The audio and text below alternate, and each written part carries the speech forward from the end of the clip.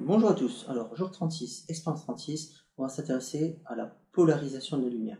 Alors, un phénomène pas très évident, pour la simple et bonne raison que en fait, notre œil n'est absolument pas sensible à la polarisation de la lumière. Mais on va voir un petit peu ce que c'est. Alors pour faire l'expérience, ce qu'il va falloir, c'est des lunettes de soleil. Alors les lunettes de soleil, il existe deux types, à verre teinté et à verre polarisé. Alors, on va voir rapidement comment marchent ces deux types de verres et c'est quoi donc des verres polarisés et des verres teintés. Alors, pour mes lunettes, j'ai les lunettes pour le vélo qui viennent donc avec plusieurs verres teintés, donc qui dépendent en fait de la luminosité du soleil. Donc, verres teintés de catégorie 1, 2 et 3. Pour les verres polarisés, par contre, une seule paire de verres polarisés. Alors voici ma télévision sur laquelle j'ai affiché la photo de magnifique champ de fleurs. Et maintenant, on va regarder à travers les verres teintés pour voir ce qu'on peut voir. Puis après, je passerai au verre polarisé. Alors, verre teinté de catégorie 1. Donc, on le place devant. Voilà. Donc, je peux faire tourner pour essayer d'avoir un peu plus d'images.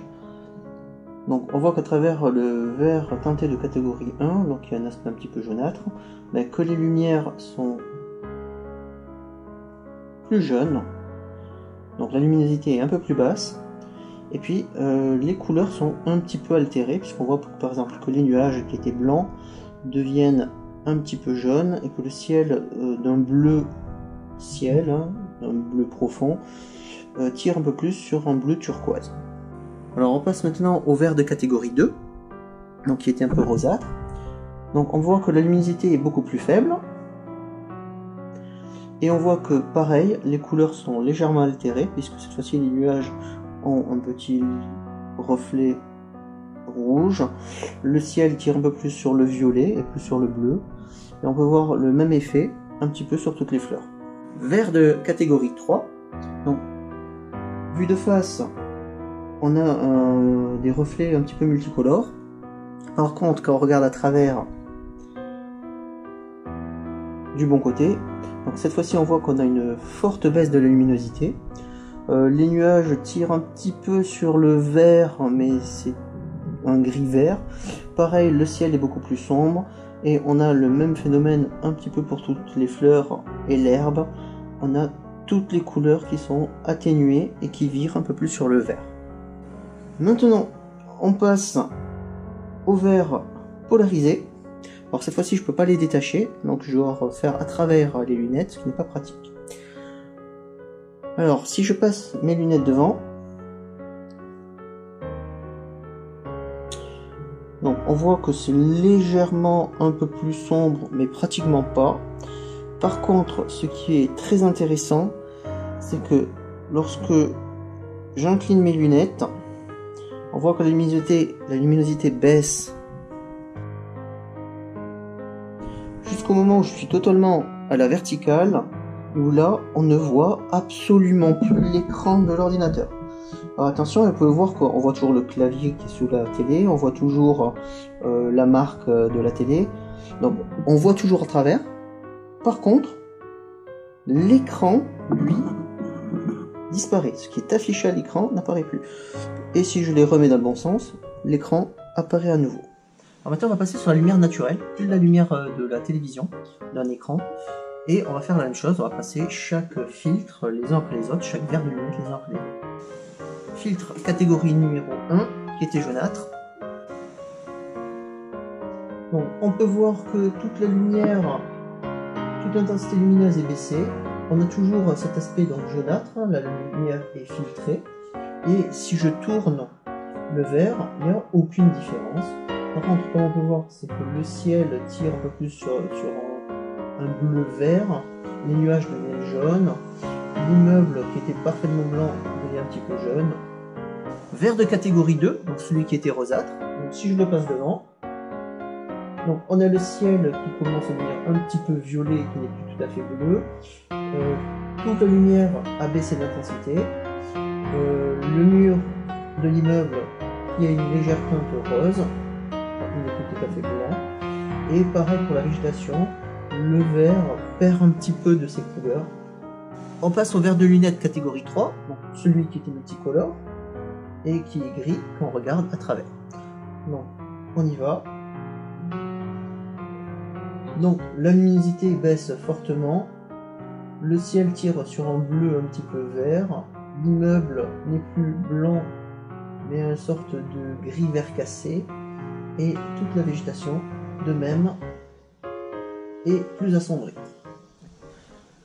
Alors maintenant on va passer au vert polarisé. Donc si je le place devant, voilà.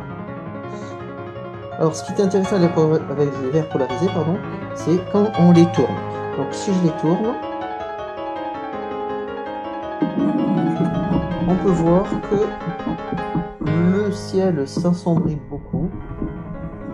L'immeuble, pareil. Donc il était très sombre, et quand je repasse en mode normal, il est un peu plus lumineux. On peut voir la même chose sur la végétation. Quand on tourne, là, la différence n'est pas forcément nette. Mais en tout cas, pour le ciel et pour l'immeuble, on peut voir une grosse différence. Alors, le dernier test qu'on va faire, c'est les reflets. Donc là, j'ai la lumière de mon torche allumée, et vous pouvez voir devant le reflet sur le petit panneau blanc que j'ai mis. Alors maintenant, on va voir l'effet des verres de lunettes, teintés ou polarisés, sur le reflet. Alors, on commence par les verres teintés. Donc, on peut voir que aucune différence, si ce n'est que la luminosité globale est un peu plus faible. Vert teinté catégorie 2. Donc pareil, on a une baisse de la luminosité globale, mais aucun effet autre. Pour finir avec les verts teintés catégorie 3. Donc pareil, une forte baisse de la luminosité, mais on voit toujours le reflet et la lumière globale. Maintenant, on passe au vert polarisé. Donc là, on voit que le reflet a beaucoup diminué. Et si je tourne, on voit que le reflet réapparaît totalement. Et là, je ne parle pas seulement du reflet de la lampe, mais même du reflet du téléphone. Je tourne. On voit que le reflet du téléphone disparaît totalement et le reflet de la lampe a fortement baissé. Une dernière fois, pour ceux qui n'auraient pas vu, donc, le téléphone sans reflet réapparaît et le reflet de la lampe est intense, quasiment le même que la lampe. Et si je retourne, le reflet du téléphone disparaît totalement et le reflet de la lampe est grandement diminué. Alors maintenant, on va essayer d'expliquer comment marchent les verres teintés ou les verres polarisés. Et pour ça, il faut faire quelques petits rappels, aborder quelques notions sur la lumière. Alors d'abord, la lumière, c'est une onde électromagnétique. Donc, on la représente souvent comme ceci. Donc c'est la perturbation d'un champ électrique et d'un champ magnétique. Et il se déplace sous forme d'ondes. Alors, ces ondes, on leur donne souvent un aspect sinusoïdal, simplifié. Et ça permet d'expliquer beaucoup de choses, notamment la couleur de la lumière. Donc si toutes les longueurs d'onde sont mélangées, on a une lumière qui est blanche. Par contre, on peut sélectionner juste une longueur d'onde, une longueur d'onde très petite, ça va être du violet, un peu plus grande, ainsi de suite. Donc on va passer du violet au bleu, vert, jaune, orange, puis du rouge avec une longueur d'onde plus grande. Donc comme vous avez sur le schéma que j'ai affiché à côté de moi. Et donc à une couleur est associée une longueur d'onde. Donc ça va être utile pour comprendre les verres teintés. La deuxième chose qu'il faut comprendre sur la lumière, c'est que cette onde, qu'on représente souvent verticalement, n'a aucune raison d'être représentée particulièrement en vertical. On peut tout aussi bien la représenter horizontalement. Donc souvent, on imagine l'onde comme, ou on l'explique en tout cas, comme l'onde à la surface de l'eau. Sauf que quand on montre l'onde à la surface de l'eau, cette onde n'a pas trop le choix que d'osciller de façon verticale. Sauf que la lumière, si. La lumière, il faut plutôt imaginer ça comme une corde. Donc une corde, vous pouvez soit l'agiter de haut en bas et avoir une onde verticale, soit l'agiter de droite à gauche. Du coup là, vous aurez une onde horizontale. Ou alors vous pouvez l'agiter un petit peu en biais et lui donner n'importe quelle inclinaison à votre onde. Ou alors vous pouvez l'agiter en cercle, du coup vous aurez une onde circulaire à la sortie. La lumière c'est pareil, on peut l'agiter entre guillemets, cette onde un peu dans tous les sens, et c'est ça qui va faire que l'onde est polarisée ou non polarisée. Donc si on l'agite dans une direction bien précise, elle est polarisée. Si on l'agite un peu n'importe comment, elle est non polarisée.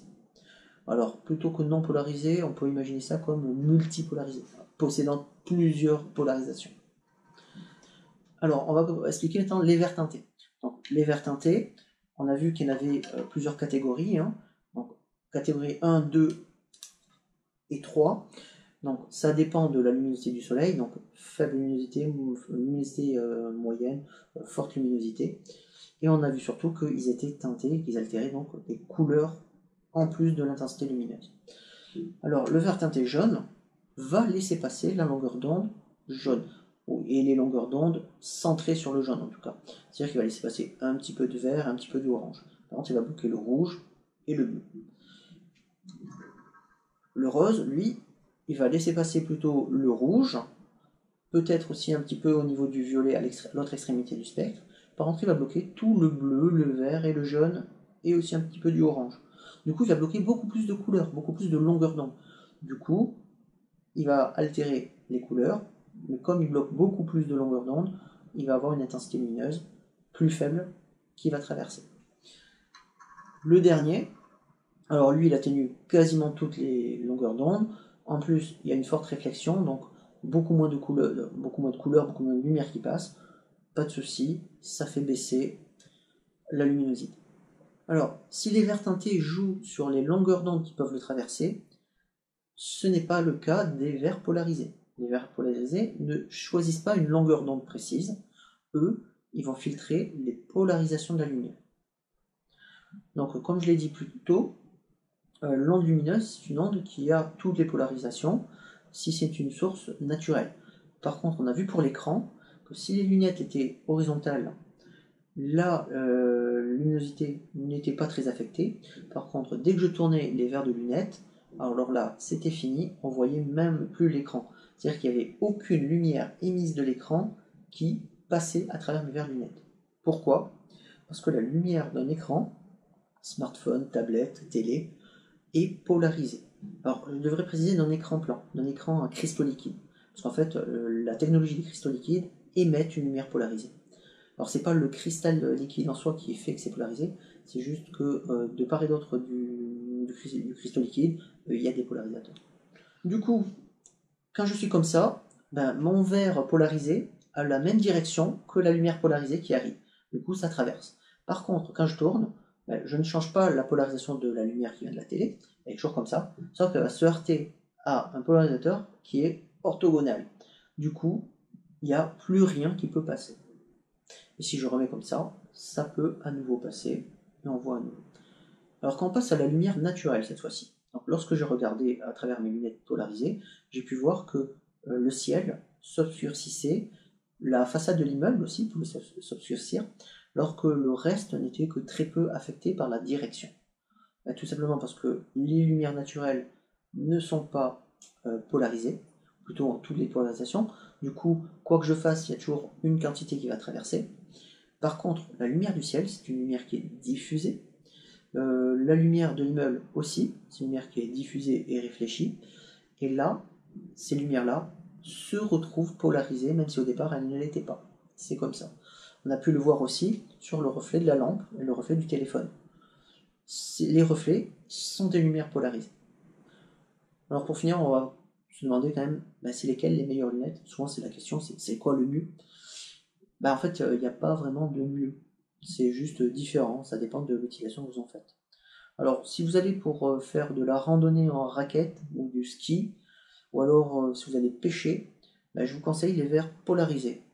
Parce que les reflets sur la neige, c'est la lumière qui est réfléchie, qui est diffusée par la neige, et ça, cette lumière se retrouve polarisée.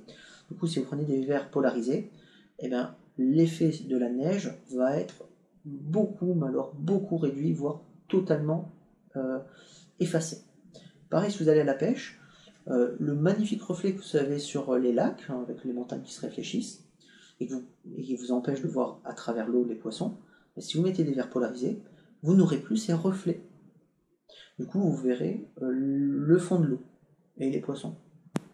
Donc c'est ce qu'on appelle des lunettes de glacier ou des lunettes de lagon. Hein. Ça, c'est des verres polarisés. Alors par contre, en voiture ou en vélo, les verres teintés sont peut-être mieux. Alors déjà, si vous voulez suivre le GPS de votre voiture, vous avez compris que les verres polarisés, c'est pas très bon, parce que votre téléphone risque de disparaître, suivant dans quel sens vous le mettez. Pareil, j'ai déjà vu que les bandes sur la route de travaux, donc qui sont orange et jaune, se retrouvent beaucoup plus lumineuses quand vous mettez des verres polarisés. Par contre, si vous voulez faire du vélo par exemple, les verres teintés sont tout à fait recommandés, puisque vous allez pouvoir adapter la teinte du verre à la luminosité de la journée. Donc voilà. Alors il y a une dernière utilisation au verre polarisé, mais ça, peut-être que je le ferai dans une autre vidéo, peut-être que je ne le ferai pas. En tout cas, je suis sûr que vous savez de quoi je parle, parce que des verres polarisés, même si vous n'avez pas des lunettes de soleil polarisées, vous en avez sans doute d'autres chez vous. Allez, à demain pour une prochaine expérience. Du coup, voici ma corde. Cette corde, c'est l'onde lumineuse. Et en fait, cette onde, j'ai plusieurs façons de la faire se propager. Donc l'onde lumineuse a plusieurs façons de se déplacer. D'abord, je peux faire osciller ma corde du haut vers le bas. Donc, je vais la faire descendre. Et donc, l'onde se propage verticalement. Mais je peux aussi tirer vers moi. Cette fois-ci, la corde oscille horizontalement. Mais je peux, vous l'avez très bien compris, la faire osciller en diagonale. Et j'ai le même moyen de la faire osciller un peu n'importe comment, et du coup elle oscille en cercle, en spirale, etc. Et bien c'est ça en fait la polarisation de la lumière. Une lumière polarisée, c'est une lumière qui par exemple se propage que verticalement. Donc là ma corde est polarisée, comme ceci. Si je tire verticalement, horizontalement, la corde oscille horizontalement, j'ai un nouveau mode de polarisation de ma corde, donc de la lumière. Et alors en général, les lumières naturelles ne sont pas polarisées. Ça veut dire qu'elles oscillent un petit peu n'importe comment, elle n'est pas polarisée. On peut même dire qu'elle est multipolarisée si vous voulez. Et bien la lumière polarisée, c'est la lumière qui provient de mon écran télé. Les écrans, du fait de leur conception, du fait de leur mode de fonctionnement, à cristaux liquides, la lumière émise par les écrans est polarisée. Les reflets, on l'a vu, sont polarisés. On a vu que les lunettes agissent sur les reflets. Donc certaines sources de lumière sont polarisées et d'autres pas. Alors maintenant, comment agit le verre polarisateur? Le verre polarisateur va agir comme une fente. Donc, ce morceau de carton, c'est mon verre polarisé. Et là, s'il est polarisé, si mon verre est polarisé verticalement, ce qui se passe, c'est que si j'agite ma corde en tirant vers moi, la corde, la vibration, ne passe pas la fente. Par contre, si je tire vers le haut, là, il n'y a pas de souci. Alors, je vais éloigner un petit peu, sinon ça ne marche pas très bien. Donc, si je tire vers le haut, cette fois-ci, il n'y a pas de souci, la corde peut osciller. Donc, l'onde peut traverser le filtre polarisateur.